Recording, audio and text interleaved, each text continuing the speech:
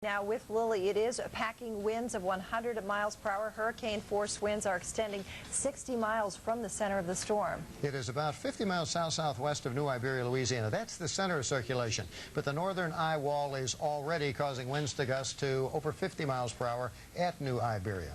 And keep in mind that the winds around a hurricane aren't the same strength in all places. We're going to take a look at why. A hurricane has two motions. It's going forward and it's circulating. The place where the forward motion and the circular motion are going in the same direction, that's where the winds are the strongest. That's always on the right side of the hurricane. And on the right side, the forward winds and circular winds combine best at the top right corner or quadrant. Now let's go to the other side of the hurricane. The forward motion is the same, but now the circular motion is going in the opposite direction of the forward motion. So to some extent, the two winds offset each other, and therefore the weakest winds in a hurricane are found on the left side. Now, Dr. Steve Lyons knows that intimately, and he's keeps people that are in that northeast quadrant certainly at the greater risk, and he keeps them informed and prepared. Dr. Lyons, has that already moved onshore? Well, the northern eye wall has. The circulation center is still a little bit offshore, but probably seeing the peak surge right now at the coast, south coast of Louisiana. We can see this on the latest radar image. There's the eye. You can see it now. The back edge of the eye wall is now showing up on the radar imagery, center right there, and the front eye wall is right over Marsh Island, Louisiana. Circulation looks like it's going to come right up over Vermilion Bay, close to New Iberia, up toward Lafayette, and then take a little more northeast turn through time.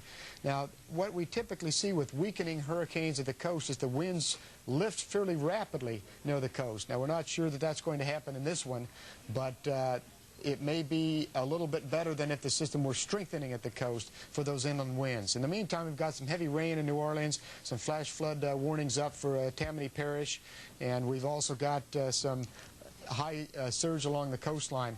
The flash flood area is right along this band of heavy rain that's been persisting now for a couple of hours, and 3 to 4 inches per hour of rain has fallen, and more than 6 inches of rain in total has fallen thus far.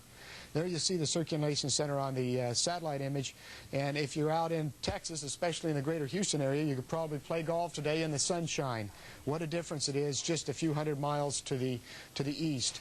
Now over here on the other side, on the east side, there are quite a bit stronger winds on the east side of the circulation, well to the east, for the same reason Marshall just explained. And so we're seeing some blustery winds up into Biloxi, and some higher than normal, much higher than normal surf and tides as well, running 3 or 4 feet above normal. In the meantime, near the circulation center, which is down here, tides are probably running with the surge about 10 feet above normal, anywhere between 7 and 12 feet above normal, probably closer to 10 in the right front quadrant. Here are the latest wind gusts associated with the system, and it still remains a little bit offshore, so we're expecting some stronger winds to come up over the next 3 to 5 hours as the system moves inland. And speaking of inland, that's our projected path. We expect it to accelerate to the northeast. It should weaken relatively quickly after landfall as an overall circulation. But with the forward speed being so high, inland wind warnings... Another map shows you another...